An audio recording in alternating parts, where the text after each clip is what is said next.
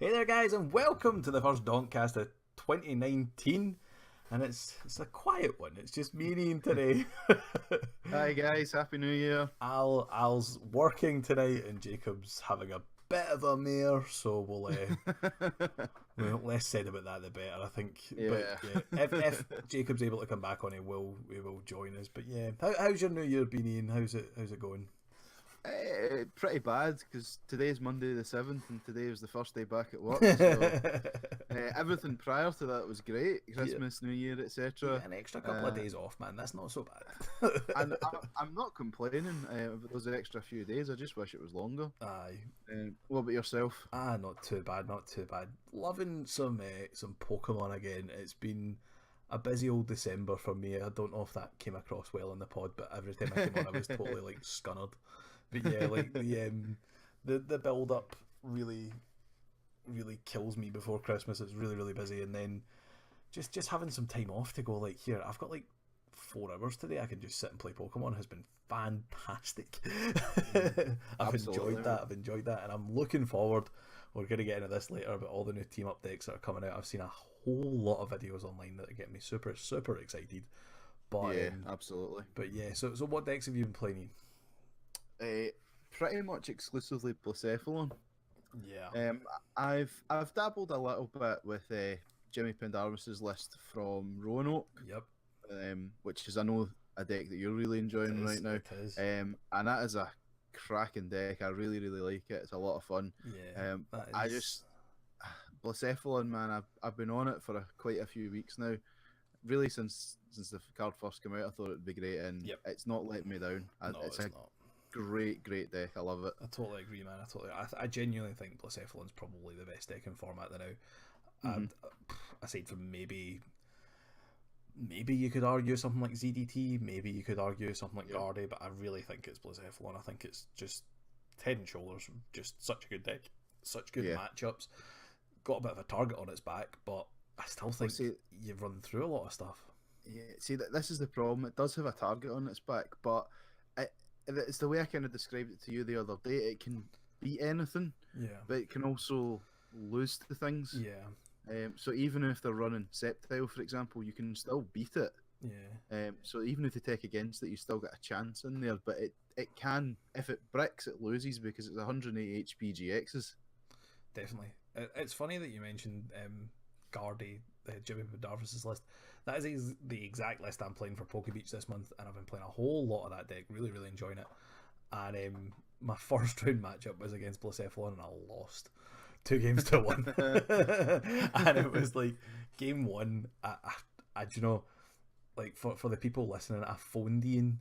Like I text you straight after it, and I was so salty.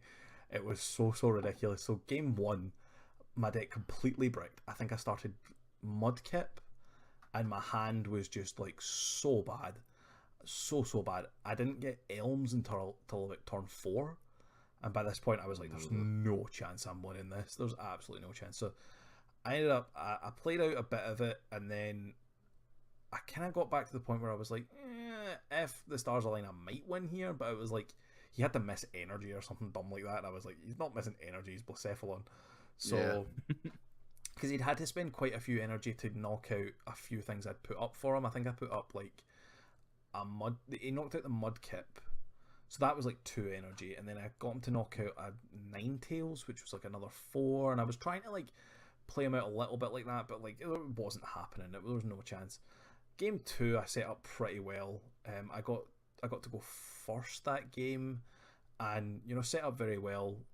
Managed to rock out, managed to win that game. Wasn't too hard, and I was like, right, if I can just do that again, game three, and it was looking not too bad, but I feel as if I've filled my bench up a little bit quickly, and then he ran me out of um, he ran me out of resources pretty well, and I was forced to um, did I? No, I didn't sub. I was gonna. Oh, what was the GX I used? I feel as if I may have shuffled everything back in. I think I might have twilighted Twilight. because I was like in such a like bad position because he managed to just like take some really annoying KOs. Yeah, that's what I wanted to get my max potions back, so I chose to Twilight, and it was just the way it happened. It was like, this should seal the game, and in one turn he went from like a 3-card hand. He had to KO a Guardy. This was what it came down to. He had to KO a Guardy, a fresh Guardy, and if he didn't KO it, I won the game. I had everything on board to win the game. And at full HP 230, I think he had like 2 energy on board, and I was like, he can't get all that on board. He's only got 2, like he only had 2 prizes left to take, and he went in one turn from a 3-card hand. He went attach. Attach Cynthia? I don't know. Hold on. I text you it. I'm going to bring it up because it annoyed me that much. Yeah. So in one turn, he went energy switch, charge up for 2, Lily, choice band, and attach off of a 3-card hand to KO Magari. I was like, come on, that's not fair.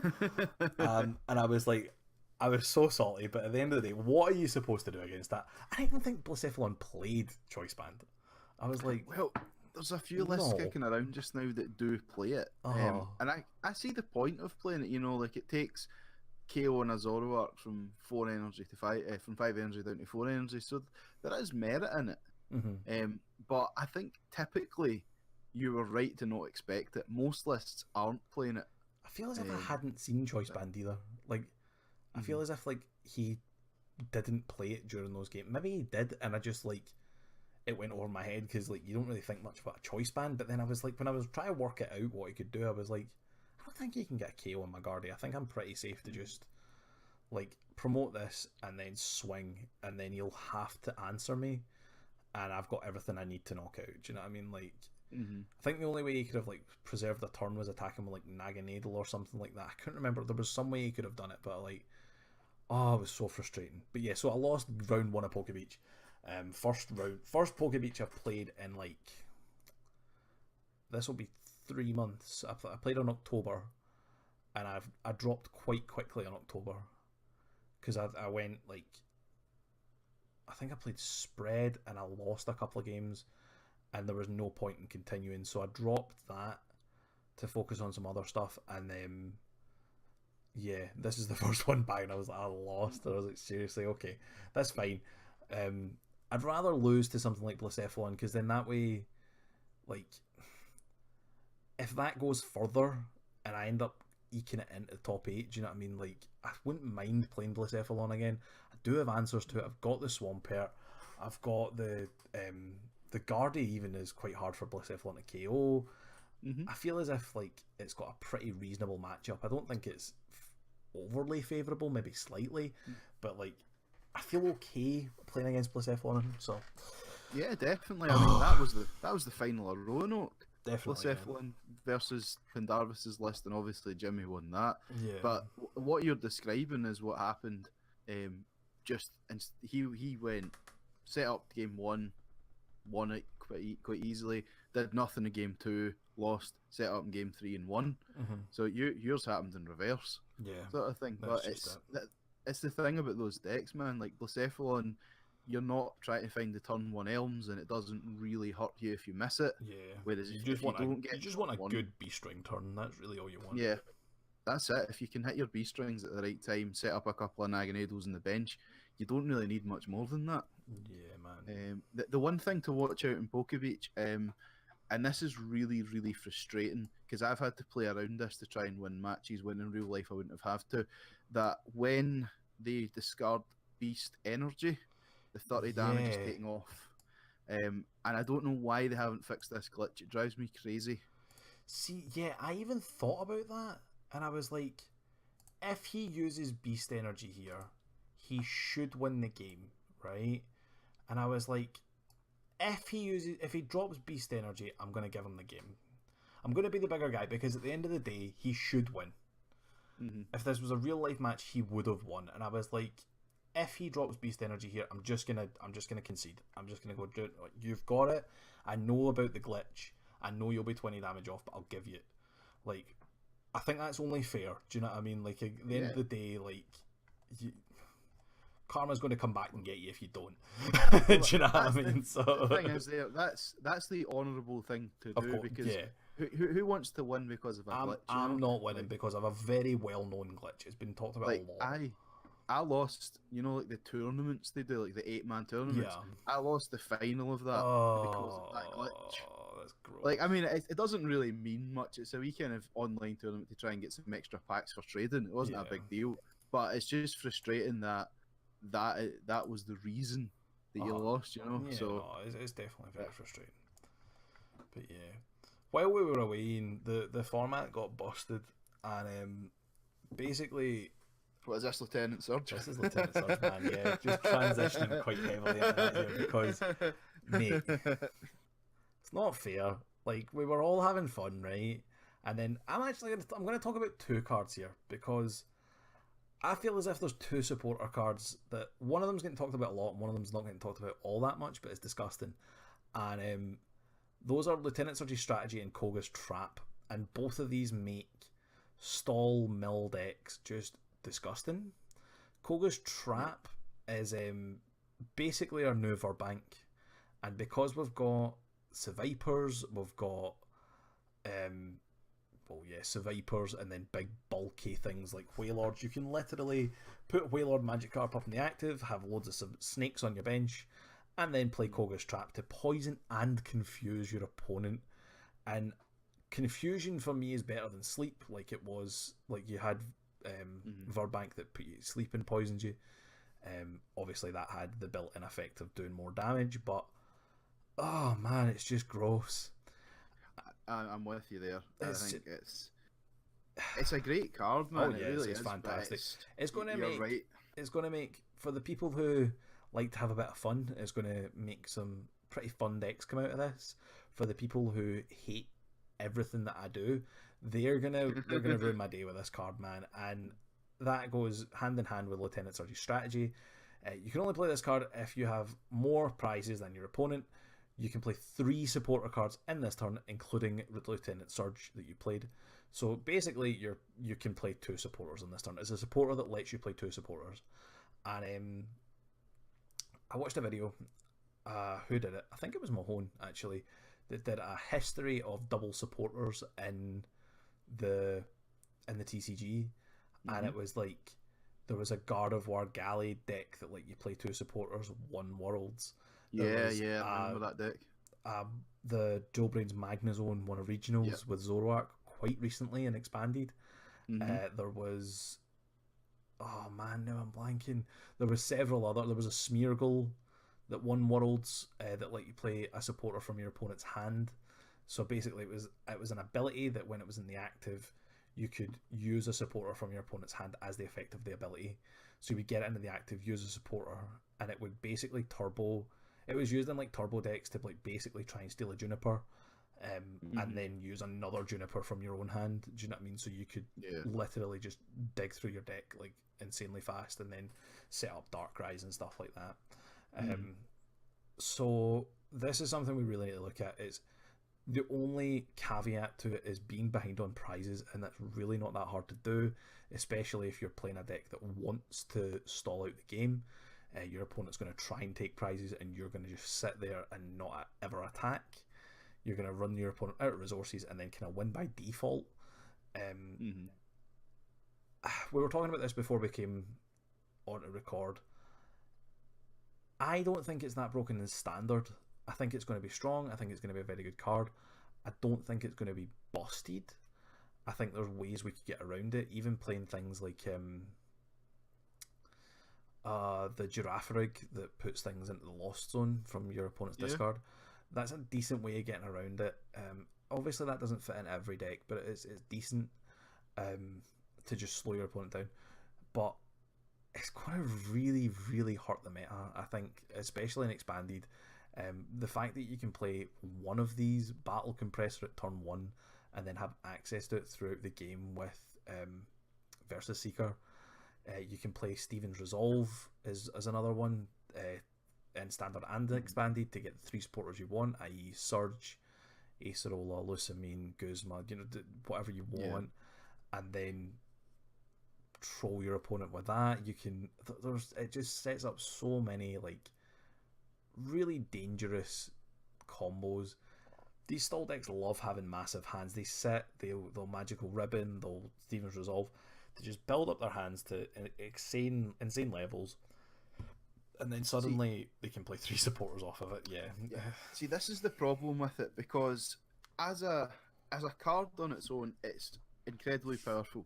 But if you're playing like a relatively standard deck that's actively trying to take prizes and things like that, it can swing games for you and things like that. It could. You know, you get the Acerola and the Guzma in the same turn or whatever, things like that.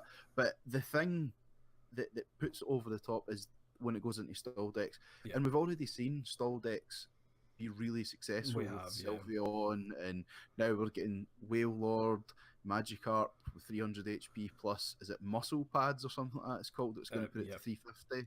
Something like that. I can't remember exactly what it's called, but yeah, it's the shin pads.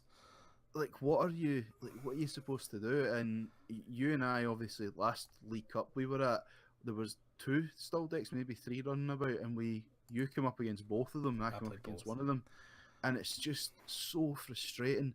And I understand that people win with it. You know, Sylveon won at regionals not long ago and things like that. I get that you win by playing it, but it's just, and no offense to people who enjoy those kind of decks, but it's just so out of the spirit of the game.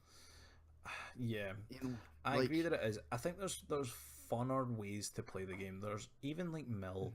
I used to play like an aggressive Mill deck where you would be attacking with Houndoom EX every turn. I probably annoyed a lot of people with that deck. I had a lot of fun with it, but I was actively playing the game. I was using an attack that discarded cards. I was using abilities that discarded cards. I was doing stuff every turn. I wasn't just like draw Acerola passing. Do you know what I mean? It's really, really dull. Before we come on here, I played against a Sylveon Mill or a Sylveon Denial deck. I don't like calling it Mill because it doesn't actually actively discard any cards. It's not like it's playing Team Rocket's handiwork or anything. I do the same thing. Like I was playing Jimmy Pendarvis's Gardevoir Swampert Ninetales list, and basically I wanted to set up the Solgaleo. This is the obvious play. Set up the Solgaleo, win the game. And in one turn, he basically, as soon as I got the Solgaleo set up, he Guzma'd it onto my bench and then Pledgex'd and got rid of it. And I was like, right, fine. And I was like, right, I'll wait until I have the... He got rid of that and he got rid of Swampert. So I was in a really bad position, but I was like, it's fine, I'll play it out and I'll see where I get to. And then I was like, right, so get the Solgaleo, I win. I'll wait until I have the next rare candy in my hand. I'll wait until I have, like the play's there, and then I can just drop it. The next turn I can evolve it. He waited until I dropped the Cosmog, and then he Guzma'd it and KO'd it. I was like, right, fair enough. So I got the Swampert back up. I started just drawing out my cards, and I decided that I would basically not really attack until I had a really good turn to Twilight. So I would attach... I was attaching energies so that I could get rid of all these hammers, because I figured he can get back stuff like Skullgrunt, but he can't get back his hammers. So I thought if I play him out of hammers, he's going to be reliant on Plumeria, and that'll discard cards from his hand. Yeah, and then I'll try and like basically put him in a situation where he decks himself out, and I know to do that. Do you know what I mean? Like, I've played the game long enough that I know roughly how to get around these decks. It's not a case of I don't know how to play it. It's a case of it's so boring. I don't want to sit for all that time.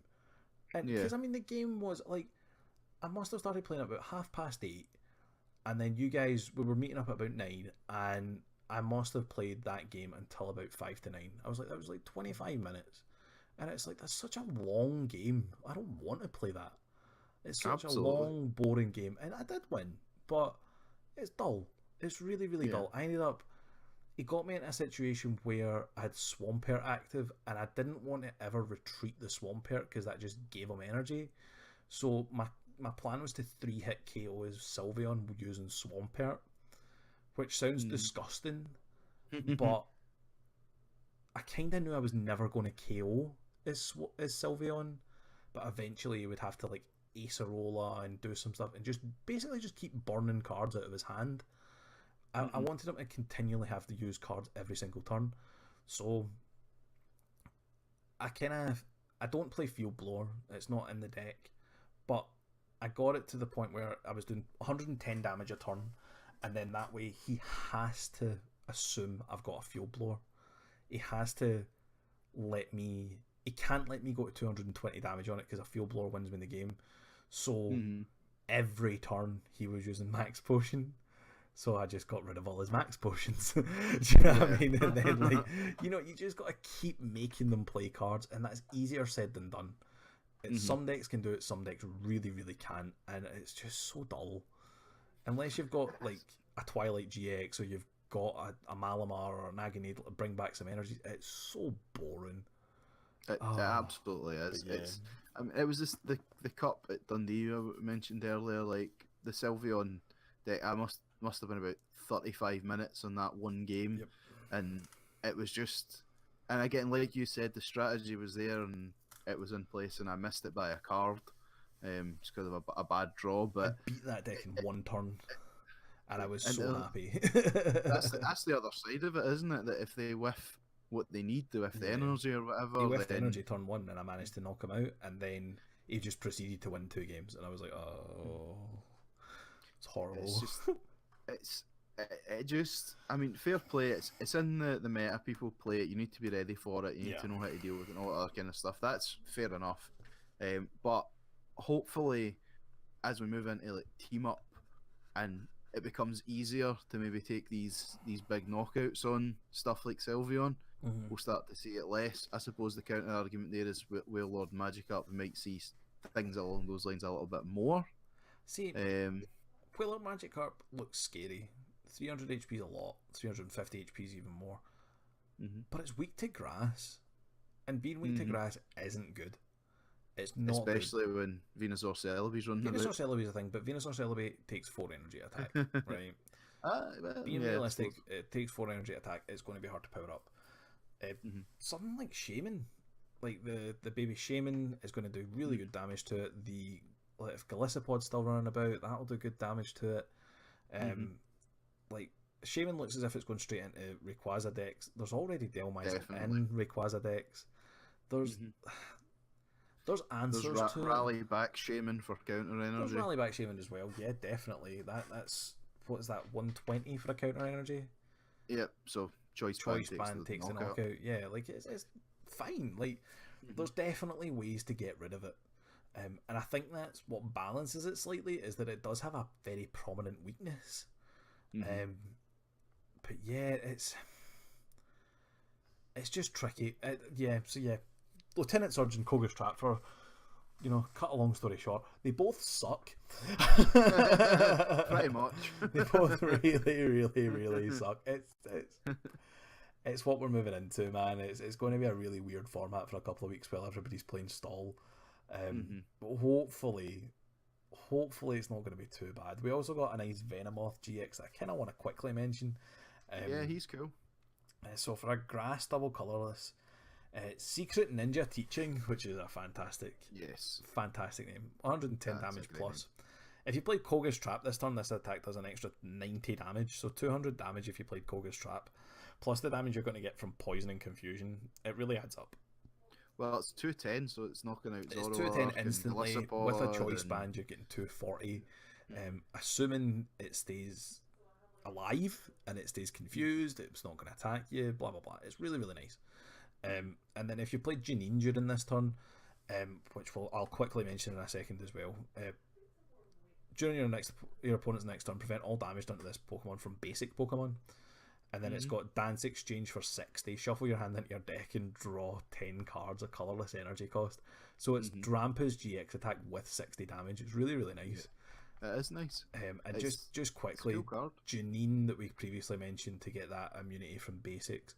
Look at the top 4 cards of your deck. Choose 2 of them, put them in your hand. I mean, why not? That's fine. There's nothing wrong with that. That's absolutely fine. Like, you're not bothered about that at all. Just take 2 of the next 4. Like, there's nothing wrong with that. Even the Venonat's pretty decent. For a grass energy, look at the top 7 cards of your deck, put one card that you find there into your hand, and shuffle the remaining cards into your deck. So you're getting a good search for that, like on turn 1 or something like that, if you're going second. Or so Venonat seems fine as well. It seems like it could be a very nice little deck, actually. Yeah. Grass double colourless does kind of suck, but I mean, you can always play something like Wishful Baton. Keep the grass energy. You could always keep. You can't move special with that. No. You could play. I mean, grass double colourless is better than grass colourless, to be fair. Definitely. Grass double colourless, 2 energies to attack. Which, as I say, that's really the only drawback is that it's 2 energies to attack. But we can definitely work with that. You could always do something like maybe a bit slow, but you could pair it with like Vikavolt, I guess, and then. Yeah, potentially. It'd probably be a bit slow, but you know what I mean. It's something. We do get a 60 HP grubbin in that set as well, as far as I remember. So like it's something. It's something. It looks pretty decent. But yeah, that's all I want to talk about from Night Unison. We are going to obviously dive into that when the set's coming out. We're kind of all about Tag Bolt right now, and so is Japan apparently. Indeed. Japan has been absolutely loving the Tag Bolt stuff, and we've got a bunch of deck lists here. We won't go too crazy far into them, but I just want to show the kind of power that these decks have. Bear with me while I try and arrange my screen. It's the problem with recording on one screen. I can't bring anything up on it, so I'm just like constrained to the other one. I mean, I think it's pretty fair to say that at the minute, Tag Team GXs are pretty much taking over Japan. They look as if they're doing very well, yeah. And if we take Japan as instructive, because obviously our sets are pretty synced, they're not far off, yeah. Now, then this is probably what we can expect going forward. And I mean, we've been talking about this because Bristol regionals is May, so we're talking like 5 months away now. But this is going to be the last set released for that. So this is the sort of region that we're in, and we're thinking about early testing and all these other kind of things. And we've said it that if you're not playing Tag Team GXs, you have to be playing a way to counter Tag Team GXs. Yeah. There's a few decks in our standard right now that can reach those kind of numbers. Something like Guardy's a very good deck against tag teams. They all have very high costs for attacking bar Mimikyu. Mimikyu Gengar's double colourless. But everything else has like 3+ energy to start attacking, and that Guardy preys on stuff like that. If you look at something even like the Latias one, it's weak to Fairy. Do you know what I mean? So like these are all very good promising things that make Guardy a very, very nice deck. I mean, and you're mentioning about Gengar Mimikyu. Well, it's weak to Dark, so Guardy's Zoroark. Guardy's Zoroark, yeah. I definitely see. I mean, we've been playing Guardy, Ninetales, Swampert recently. I think we go back to Zoroark for the next set, to be very honest. Guardy Zoroark done well a few formats ago with Tord Reklev winning. He won Australia, was it? I think it was London. I think it was the European Internationals. London was Galissapod he won that with. I'm fairly sure it was Oceania. He won.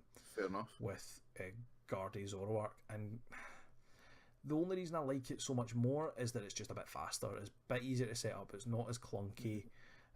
You use less items to set it up, and then you've got Zoroark to attack with and to trade with. Like, they're both very, very nice. The Swampert's a nice attacker, but I feel as if we're going to be seeing a bit less Blacephalon and more of these crazy like 3-prize tag team GX stuff. Do you know what I mean? Like, I think you're absolutely right. And I mean, there's no reason that you can't. You need to rejig the deck a little bit, obviously, but there's no reason you can't take out the Swamperts, put in the Zoroarks, and still play it with the Ninetales. I think so, yeah. I definitely think so. It gives you the option to just bring out so many different cards. And you can roll with it there. And I mean, maybe that is the play. I think so. It's so weird to talk about a format where you're going, I don't care if you take 2 prizes because I'm going to take 3. Yeah. Definitely. You know, that as a concept is just so strange. It's really, really cool. And not only that, but Team Up is going to add another few like non-GX attacking decks. We already talked about in the last podcast, which was a few weeks ago now, but it's still relevant. The Zapdos single prize attacker that basically has like a mini version of Glissad's attack. When it becomes active, it does 80 damage. With electro powers and with the ability to search them out with Jirachi, it's a very, very nice little engine. And the Jirachi engine is something I've been hearing about a whole lot going forward. And it's very exciting. It's very, very exciting. Being able to do 80 damage every turn, like for the first few turns, really hinders stuff that's setting up with things like Elm. Absolutely. See, I mean, what you need to look at there is the balance of how much are we looking at these more setup-based decks, and how much are we looking at the tag teams? Well, that's just it, man. Like, all these tag teams are these massive basic Pokemon, but like, it's going to be very, very interesting going forward. It's a really interesting meta to be a part of. I just hope Stall doesn't waste it. That's the thing. I just don't get why people would. I get why you play Stall to purely win the game, but there's no there is a skill to it, particularly if you're playing something like Zoroark Control, which is slightly different from Stall, but still there is a skill in it. But it just seems to be so boring and just long and drawn out. You know, so let's just smash things and blow things up. Exactly, man. Let's smash face and win games. So, jumping into some of these deck lists, the first one I want to kind of bring up is this Pikachu Zekrom engine, and I've hummed and hawed about picking a favourite, but I must admit this one just seems to have so much potential. Being able to do, I forget what's its first attack doing. Is it like 100 and? It's 150, I believe, for the first attack for 3 energy, for the 3, and then accelerate 3 out the deck. It's so good. And then you do like crazy damage with the second attack as well. Like 150, search your deck for 3, attach them to one of your Pokemon, and then 200 for the GX attack. If it's got 3 extra lightning on it, it'll do an extra 170 to one of your opponent's bench. That's just. That'll win a game on its own. Like, just absolutely. If your opponent can't do 240 HP or 120 if you're a Bliss or a Buzzwole, like, that's so good, man. Absolutely, so good. It's ridiculously good. Being able to set that up with something like a Zeraora GX, you've got your Tapu Koko Prism Star, you've got You've got so much going for you, man. And Thunder Mountain is a thing. Yeah, it's just really, really nice, and all of these really just combo well to be like, yeah, that's a good deck. 150 doesn't seem all that great, but when you just consider that you can just play an Electro Power, 180 is perfect. It'll still take a Choice Band. Do you know what I mean? Like, it's doing stupid damage for 3 energy. And this list's playing 2 Choice Band as well, so you're essentially playing 6 cards that boost your damage by 30, so that 150 becomes 180 really quickly. Yes. Which knocks out Blacephalon and Tapu Lele and all these other kind of things. So get 2 of those and you're knocking out a Zoroark. Do you know what I mean? Like, that's exactly so good. So I mean, the only slight issue, as you say, with it is that it is 3 energy and it's 3 manual attachments to get it on, to the Pikachu Zekrom, apart from using Tapu Koko Prism. So that is a slight issue, but this list that we're looking at just now plays the Zapdos you were mentioning. So you've got the Zapdos to kind of put the pressure on the early game where you set up behind it, and there's ways around it. Even the Thunder Mountain to let you attack on turn 2. Yeah, even looking at it as like, so I'll attack turn 1, or my first attacking turn, I'll attack with Zapdos. Do 80 damage. You're probably going to knock out something like a Ralts, you're going to knock out a Grubbin, you're going to knock out like an evolving basic probably will go down on that turn. I think that's fair to say. Yeah. And then turn 2, manually attach the Pikachu Zekrom, then you can drop the Tapu Koko Prism, get another energy onto Pikachu Zekrom, and then drop a Thunder Mountain, and suddenly that's attacking for 150 damage. Yeah.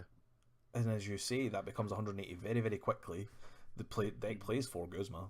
Do you know what I mean? Like you're getting into that. You're getting into You've got free retreat with Zeraora. Free retreat with Zeraora, exactly. Like this is happening, and there's not much you can do to stop it. It's really, really scary. Zapdos is going to happily retreat. It's going to happily like do that 80 damage every turn, every other turn, whenever you need it, like just to bump off a little basic. It's a good enough engine to take care of like one prize attackers. It's a good enough way to like put a bit of pressure on them. 80 damage isn't a lot, but when you start putting on electro powers, it suddenly becomes a whole lot more. Do you know what I mean? Like one prize attackers are going to start falling pretty quickly. You're going to set up very, very well. And if it is like one of these counter energy decks, you just drop Xurkitree and just watch them cry. Do you know what I mean? Like it's really, really powerful, really, really nice deck, and it's something I'm really looking forward to playing. Yeah, I'm excited about this one as well. The one thing that you can maybe say makes it a little bit scary to play it is the fighting weakness. Yeah. On a 240 HP 3 prizer. Yeah. You know, so a sledgehammer turn's going to give them 3 prizes and stuff like that. So there is, I suppose, a balance there. Is Buzzwole Ninetales has been doing reasonably well. It's not been the best deck in format, and it doesn't really get anything from the upcoming sets. No, like, but maybe it comes back a little bit. Like Buzzrock comes back a little bit to if this becomes one of the big dominant ones. One of the big, yeah, it beats this deck, but like against something like a Celebi Venusaur, it's not really doing much. Against stall decks, it's kind of gonna struggle. Against one prize attackers, it's never really done all that well. Do you know what I mean? Like, I don't know, man. Like, I feel as if it's not sitting in the best position to come back and counter the meta. I feel as if, don't get me wrong, Buzzwole's still a broken card. It's always going to be very, very good. But hitting 160 and not being able to attack next turn, there's just a lot of stuff going against it, and I just don't know if that's... Yeah. I don't know. On its own, it's not good enough to deal with tag team GXs, to be fair. Other than maybe like some early jet punches to weaken them, to like soften them up a wee bit, to then bring them into range for knuckle impact or whatever. So there's maybe an argument to be made there, but for this particular deck, it deals pretty well with it. Definitely. So it depends, I suppose, if you're looking at this one being the most dominant, but I think there's going to be a pretty fair spread among them. I definitely agree. Jumping on to the next one, we've got your Celebi Venusaur, as we were just talking about. And this boy's looking interesting, man. I like it. This is the one that I'm most excited about. I'm dying to play this deck. So am I, man. So am I. It's going to be the first one that I build, I think. Same. Just to really test it out. And I've also seen people talking about taking it in a Rayquaza. Just a one-off, take it in a Rayquaza, put 4 energy on it, and then basically reuse all your cards with the GX tech. Yeah. Really nice idea. I've seen that. But this list we're playing is more of a straight Celebi Venusaur with the Shaman from Lost Thunder. Thank you very much. I had no clue where that was from. And, yeah, basically that's just going to heal. The whole point of this deck is just to heal. I've seen a list of this one playing 2 Potion. Yep. Love that. Crazy, man. There was actually a Blacephalon deck that won a Japanese tournament that played Potion as well. Japan's into Potion at the moment. And we also see the first inclusion of Life Forest Prism.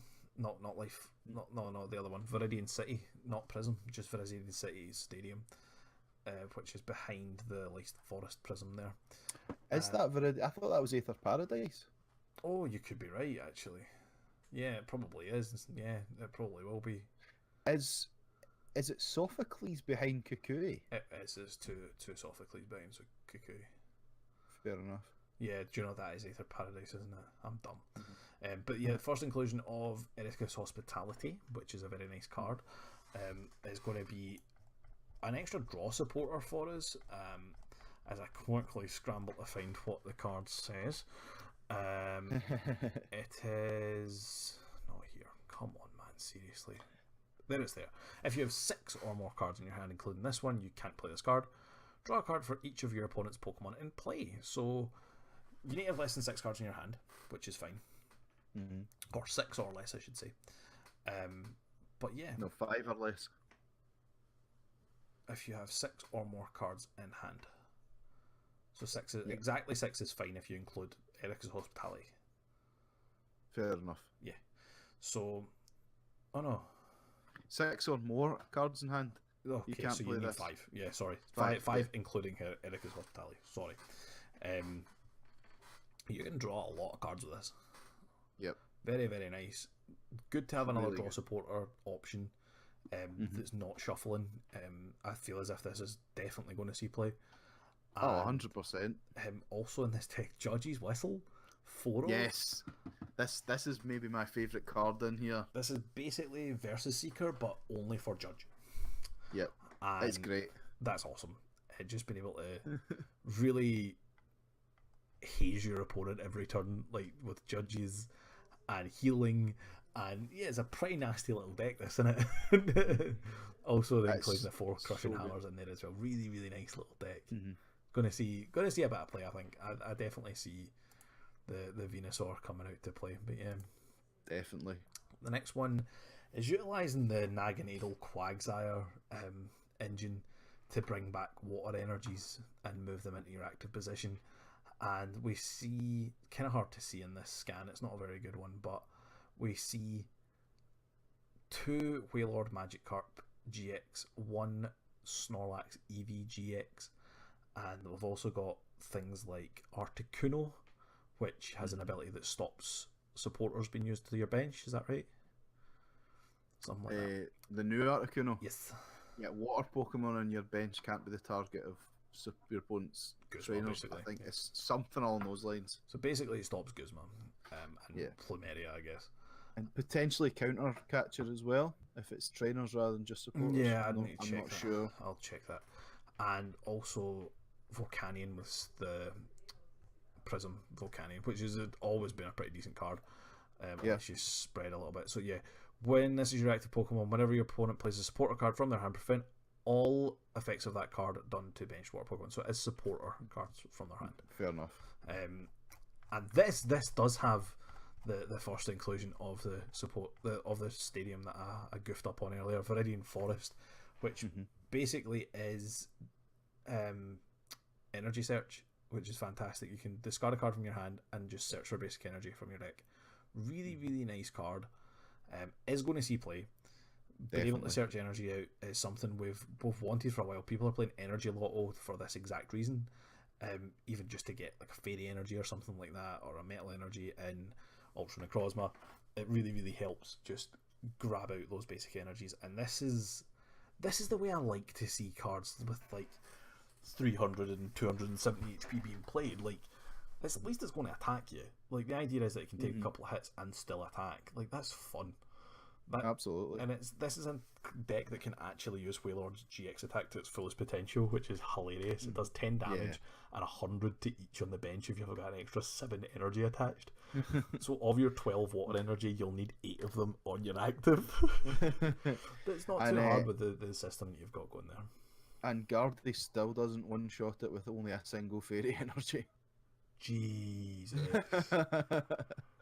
Which is not scary, does it? You would need that spring attach as well. You would need 2 Fairy Energy for Guardy, or Fairy Choice Band. That would be fine. Yep. I think this is a really cool wee deck, but I'm personally not a fan of the Quagsire Naganadel engine in general. There's too much going on there. It just feels, and you know, it will get hot and it'll win something here and there. It has done in Japan. Yeah. It strikes me as just being a little bit too awkward. Like a 2/2 of each of them just makes life a little bit hard. Yeah, you've got Ditto, I get that, but like, I feel as if you're making life pretty difficult for yourself by adding in things like the 2 different Articunos, the Volcanion, like, I get why they're there. You need options to take out other stuff, but like, that's going to be so clunky. It's going to be so clunky. I do really like the Snorlax and Eevee though. Yeah, the Snorlax and Eevee is a very, very good card. but I think that's better in the next one we're going to talk about that's got Malamar in it than it is in this. Let's jump straight into that one. This is... I should have also said, by the way, all of these deck lists comes from Code64 on Twitter. Very, very, very helpful that he's posted all these. So thank you to him. Not that you'll ever watch this, but yeah, thank you to him. This one was featured in one of PTCG Radio's videos, and it's a really, really nice deck. It's the Malamar engine, as Ian was just mentioning, with Latios, Latias, and EV Snorlax as well. EV Snorlax is a really, really good card. It's a great card. Jacob be praised. He'll love this. Quickly to remind us what it does. For 4 energy, Dump Truck Press, 120 damage. If your opponent's active Pokemon is an evolution, it'll do an extra 120 damage. I mean, so can't argue about that. What does it not one-shot? Metagross? Metagross. And Solgaleo? Both Solgaleo? These all play Choice Band though. Yeah. So you've got basically anything you want is... Any evolution Pokemon goes down to this. It'll knock out every evolution Pokemon, yeah. And it's great. The Latios will happily swing for 240 damage as well, which is really good. Like, at that point, I mean, yeah, like, what basic Pokemon don't you get? Like, I suppose you don't get stuff like Buzzwole, so you do need to play the Latios, don't you? I was going to say, at that point, do you not just play EV Snorlax, but at the same time, you have got things like the Giratina. Yeah, that's very true. If you power that up, that's going to one-shot something like a Buzzwole. Yeah, so maybe this is more of a Snorlax EV deck. I don't know. But the Latios, Latias is in there to deal with other tag teams, though. You're right. Yeah, you're so right. Like, because it's going to smack down with a choice band everything that isn't Magikarp and Wailord. Latias... And that's the only thing that scares me about this. Yeah. You need a bit of effort to take down a Magikarp Wailord, don't you? It's the only thing. The fact that you can get to 270 and then they can max potion and ace roll it and all that stuff, that's the only thing that scares me. Okay, you're disrupting their energy and things like that, but it's just... Maybe that's a bad matchup. Do you know what I mean? Maybe that's just a bad matchup. I don't know how you get around that. I mean, you can, I suppose, tap it with... What, does Starmie do damage? I want to say Starmie does 30. This is 40. So Strange Wave will do 40 damage. Search your deck for 3 water or psychic energies and attach them to one of your bench. So that's basically an extra energy accelerator. You could tap for 40 and then come in with the big Latios, Latias. So it's good. They're going to make max potion off 40 damage basically. Yeah. They only play 4 max potion. Yeah, exactly. You can play around it. It's not ideal, but it's... At least you're setting up the board while you're leaving a 1 prize attacker in the active. Definitely. I'm really, really excited for this deck. I think Latios Latias might be my favourite of the tag teams. I think it's good. My favourite deck is probably Venusaur Celebi. I think just as a pure card, I like this. I really like it a lot. The only thing that scares me is like having to attach 4 energy to make anything happen. It's a lot. Like to get a decent attack off, you need to attach 4 energy. That's the only part that really freaks me out. I'd love to test this one though. It's definitely one I'm going to be. The proxies are coming. I'm going to be printing them out. I'm going to try hard this one. I'm not sold on the Starmie, but I think it's. I do think you need it to accelerate, but I think having a turn of attacking to accelerate. I'm not sure. I get it. That. Like at the end of the day, what are you attacking with in the first couple of turns of the game? Yeah, that is true. Because you kind of would rather use Snorlax's GX attack than the other one, the Latias one. So I don't know. I do like the Starmie, and it's got free retreat as well, which is nice. It's just a really nice looking deck. It's got 4 Lily, it's got 4 Nestball, 4 Mysterious Treasure, 4 Cynthia. It's just really kind of quite consistent. Yes. That's what I liked the look of it. When you start rhyming off 4-ofs, it's always pretty nice, man. I like a nice 4-off deck. And it even plays like 2 Giratina, which I think is good. I really like 2 Giratina because it means that if you are playing against like 1 prize attackers, you can just set up Malamars and Giratinas. You don't need to bench your big 3 prizers. Absolutely. And you can really win out the games, especially in something like a Buzzwole. You can really do well with just 2 Giratina because as soon as one goes to the grave, you bring up the other one and then just like accelerate it back, distortion door. Like it's not so bad. Absolutely, so, I think Giratina's a really good card, and it's brilliant in that deck. Definitely, man. The last of the tag team GXs we've got to talk about also plays the Malamar line. It does only play a 2 of, and it is the Mimikyu Gengar one. I feel as if this is the one I'm sleeping on the most. I feel as if I'm not going at the time of day, but I feel like it's going to be a really good card. It basically, its abilities, its attack is Poltergeist, and it does 50 damage for each trainer card, item card, trainer card, I'm pretty sure, in your opponent's hand. So you play that with Garb. The deck writes itself. You basically force your opponent to either play their trainers or hold on to them, and either way they're screwed. Do you know what I mean? It's a really powerful engine, or a really powerful like way to build a deck. Like it's scary because you want trainers. Your deck's always going to have trainers in it. It's going to have more trainers than probably anything else. Yeah, absolutely. So I feel as if that, like, we all slept on Garb when it first came out, way back when, and then it just dominated everything because nobody had proper counters to Garb, and then like it went away because people started countering it. But like, how do you counter? Because the way you counter it is build your deck to be a little bit more reserved on trainers, and then try not to play them when you're against Garb. But if you try not to play them, then they're in your hand, and then Mimikyu punishes you. That's tricky, man. There's also the new stadium in their Lavender Town, which once during your turn just lets you look at your opponent's hand. It plays Peak and Red card that lets you look at your opponent's hand and shuffle it away. And it will also play... Oh no, it doesn't play Judge. I was going to say it was also going to play Judge, but it doesn't play Judge. The one that we're looking at. But you wouldn't want it to play Judge because you wouldn't want to have a big hand. Yeah, 4's not enough. So yeah, it's so true. If we had the Japanese one that's like 5 Team Rocket's punishment or something like that, that maybe could see play. But yeah. What I really like about this deck is the Sudowoodo. Yeah. To help you against Zoroark. Now, obviously, if they've got a choice band, they're still going to one-shot you, which is an issue. But it's just making it that little bit harder. It a little bit harder to KO. Yeah.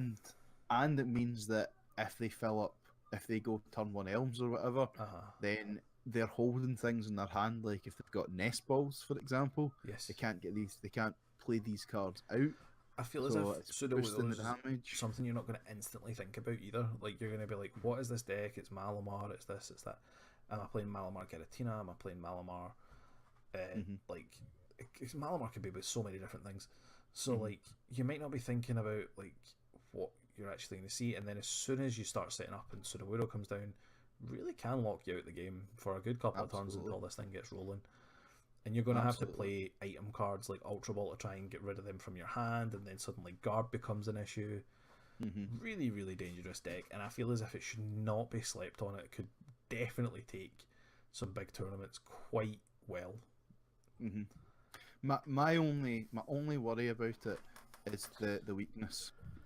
Being weak to Dark sucks. Like, there's no getting around that. Being weak to Dark really sucks. Like, as bad as Pikachu Zekrom's weakness to fighting is, you can kind of justify that away. But I mean, is Zoroark gonna go away? No. That's the thing. Like, Zoroark will not go away until it rotates. Exactly, because it's just so good as a draw support. I mean, maybe the deck should play a weakness policy or two. Well, maybe that's the secret.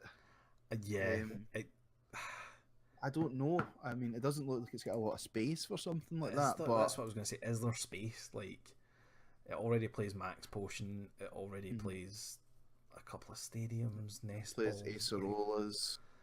Maybe you could drop like a Max Potion for one or an Acerola. Like, but apart from that, like, I can only really get one in looking at it. I don't really like. I wouldn't want to go down to one Lele. No.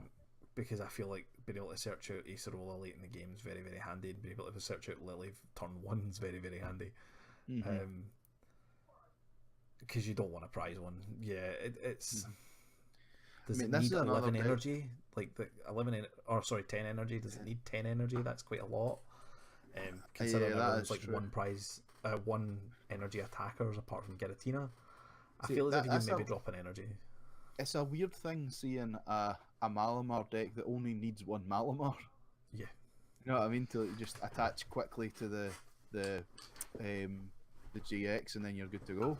Yeah, and the difference between this, I mean, we talked about earlier how we didn't really like the Quagsire Naganadel engine. The difference with this is you've got Mysterious Treasure. Do you know what I mean? Like, Mysterious Treasure is the crux of this. Naganadel obviously can be gotten by it, but Quagsire can't. And you need both of them there to be used. Like this deck here, Malamar does everything for you.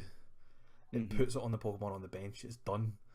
Whereas the Naganadel gets it, and then the Quagsire moves it into only the active. Do you know what I mean? So that's what the difference is there for us. Like, that's why we're not really as keen on the Naganadel Quagsire one rather than Malamar. Just does it all for you. Definitely. It's all encompassing. It makes a lot more sense. You only need one.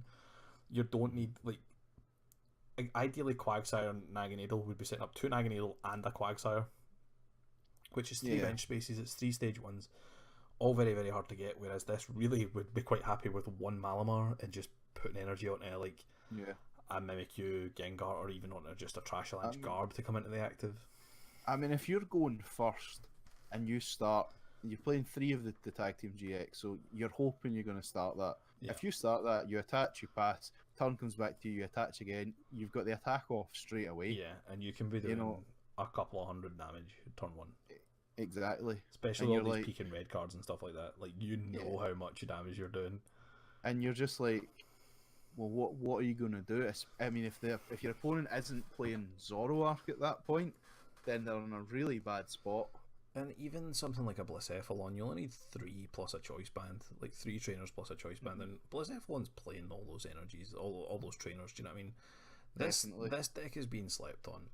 I think it's a very, very good deck, and I'm really looking forward to playtesting this. It's definitely the one that it scares me the most, I think. It scares me, but it scares me a lot, but I can also see it being really, really good. And I love Garb, so you know, any deck that's got Garb in it is something I'm going to think about. Yeah, even against something like Stall, like, you're getting your own energies back. Mm-hmm. Getting your energies back. You've got this, like, you've got plenty of switch cards. You've got, do you know what I mean? Like, you're pretty okay. Like, if you have to get 1 energy on each of your Pokemon so that they can retreat with Altar of the Moon, then that's fine. Like, you've got options. You've got, this list plays 10 energy. Do you know what I mean? Like, you're doing all right. And then, I mean, these stall decks like to build. Stall decks love to build up big, massive hands.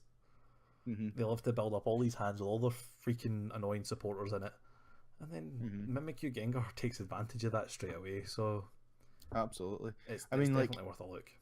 Non-GXs, you've got Giratina and Trash Lunch Garb, and then against the bigger stuff, you hope you can use the Mimikyu Gengar and roll that way. A little bit like the Latios Latias, and then Snorlax, and then Giratina as well there. Yeah. It's a nice. It really is a nice deck. Yeah, this is the one I feel like I really want to look at. Got 2 more decks to show you just before we finish up here. We've got 2 non-GX decks, just for Al, but he's not here. The first one is this Aerodactyl deck, and this is one it wasn't even on my radar. And when I see it, I'm like, whoa, hold on, this is a really, really good deck. So you're playing it for Fossil Fang, 90 damage plus. If you've got no GX or EX Pokemon on your bench, it'll do another 90 damage. So obviously you just don't play EX or GX Pokemon in your deck. Simple. It's playing, as we mentioned earlier, this Jirachi engine where Jirachi will sit in your active.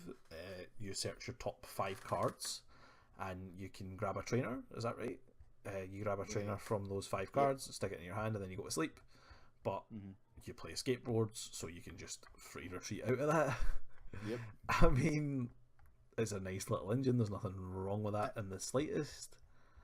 I mean, it's good, man. There's 2 main issues that I kind of see with the deck. The first is that you hit the 180, which is amazing. Yeah. But if we're talking about tag teams, it's not quite enough. So you've got Choice Band, which gets you to 210. then you're playing 2 Kukui, so they get you to 230, and then your Shrine gets you to 240, so you can get there. But it's a little bit awkward to get there. There's a few hurdles you've got to jump over, definitely. And if you come up against the higher HP ones like Venusaur, Celebi, and Wailord, you struggle there as well. But I do think Aerodactyl is a really cool card, and Jirachi's great as well, obviously. And you're right, I think I could see it seeing some play and maybe seeing a bit of success as well. Look, if Granbull can do it, if Granbull can come out as like a deck that attacks with no cards in hand, this can do alright. You've got Shrines, which have been proven to be very, very powerful. You've got Malamar, which has proven to be a solid energy retrieval engine. The fossils may seem bad, but the fact that you can't start a fossil means that you've got a very good chance of starting Jirachi, which you want. Yeah, definitely. It's like 6 out of 10 chance, or 4 out of 10 chance that you'll start Jirachi. Yeah, 4 out of 10 basics. So between every 1 in every 3 games, 1 in every 2.5 games, sort of thing. 2.5 games. I mean, that's absolutely fine for me. The Giratina's nice. The Lunala's nice. Like, it's just a very, very cool little deck. The Lunala is also one you've got to consider as well. If that thing builds up, that can take out some big attackers. Maybe it doesn't get quite to a GX or a tag team GX, but it's going to get close. So like all the energy on the board, what is it, times 20? And then if we've got Malamar on our side, we're turboing back as much energy as we can. If our opponent's playing these tag team GXs, we hope that they're playing something like a Pikachu Zekrom and there's a lot of energy on their side of the board as well. Like, it's not bad. It's not bad at all. And yeah, the fossil engine is not great. The whole fossil, unidentified fossil thing isn't the best thing in the world, but I guess it's something it's definitely something we should look at, and definitely something we should consider going forward. I think it's going to be a nice little one prize attacker. Yeah. And I put this in here just for Al. I think it's a great deck, don't get me wrong, but like if it wins, it's by pure luck. And it's not going to be like best deck in format, let's be honest, but it's Gyarados. And Gyarados is a deck that Al will play. Al will 100% play this. He will get the first 4 pulled. Yep. You're guaranteeing it. The first 4... If not, he'll be in the folder getting them. The first 4 Gyarados that are pulled, he will be trading for them and he will be buying them. He will have them before the week's out because this deck is hilarious. We were struggling to remember the damage of it earlier, but the deck plays like 30 odd energies. Like, that in and of itself is hilarious. You've got the Submerged Magic Carp as well to stop it getting damaged on the bench, which is always really, really nice. And then for 150 HP stage 1 for 1 energy. Top quality Shake Brew. Surely that will get translated more better than that. Top quality Shake Brew. That's fine. Reveal the top 7 cards of your deck. This attack does 30 damage times the number of water energy cards revealed. Then shuffle all the water energy cards back into your deck and discard any other cards. So as you attack, this thing gets a bit more consistent. You're playing things like Crasher Wake to get cards out of your deck. You're playing Elms. You're playing Rescue Stretcher. Or you reuse your Gyarados. Like, it's really, really nice. It's Al's deck, isn't it? Al's just... I'm choking him a shot. I want a shot. I want a shot, but then after that, I'd like I'm like, to give it a go. But I would have zero confidence going into a tournament with something like this, and maybe that speaks to my more conservative and meta nature, because someone could win a tournament with this. Someone in Japan may have already won something probably about it or whatever. So, and fair play to them if they've got the stones to go in and do that. For me, it's a big ball deck. This one, isn't it? Yeah, it is. It's a really like you gotta really grab your nards and go for it, man. It's a kitchen. I like it, and man. fair play if it works, you know. Definitely, man. But yeah, that's all the decks I've kind of picked out for coming up. There's plenty more, man. If we've not mentioned a deck that you're obviously like super excited for, please leave us a message in the comments, man, and tell us all about it. There's the B drill coming out that if it's damaged, both of their Pokemon are knocked out. That looks to be a lot of fun. I'm on board with that. We're getting Kabutops and Omanyte. Definitely. Sorry, Omastar, sorry. Yeah, we're getting the Blastoise, we're getting the Charizard that look pretty decent. All of these we will discuss in our set review, which I'm hoping will be next week. Hopefully. And I think we'll have everybody there for it as well, which is always going to be good. Yeah. This is another big set, man. It's another really, really big set. Because it's essentially going to be all of Dark Order, all of Team Up, all of Dark Order, all of Tag Bolt, and then whatever GX was in Ultra Shiny. Whatever was in Ultra Shiny, yeah. So that's like the new Lycanroc GX that does is it Enhanced Hammer or something? It's better. It's just discard an energy from your opponent's active. So it's Crushing Hammer. It's Crushing Hammer heads on the active. Fair enough. That's pretty decent. The Fairy Ninetales, Luminous Barrier. We get. I really like that. Dragon Exeggutor, Fairy Mimikyu. I mean, think about this. If we're talking about something like Venusaur Celebi being really, really big, and you've just got that one of Tech Fairy Ninetales with the Luminous Barrier ability, what do they do? I don't know. Are they going to attack with Shaman? Great, I'm going to just knock Shaman out over and over again. We're getting the Morgan, Dana, Evelyn, Nita, Chantaline Girls, Battle Chantaline Girls. Did that not win something in Japan like the first week it was out? Yeah. Was it played with Rayquaza? First week it came out, it was played with Rayquaza. Japan's insane, man. I seen somebody, it was Orobomb on YouTube, posted a video of him using the Morgan, Dana, Chantaline list with Latios tag team, and basically this was how he was getting all the energy onto them. It was really cool deck, man. It looked to set up pretty decently. I like it. I really, really do. We're getting new Fairy Charm for Ultra Beasts. We're getting new Water Memory and Grass Memory for Silvally. So Silvally could be something to look at. I've been thinking about Silvally for months, man.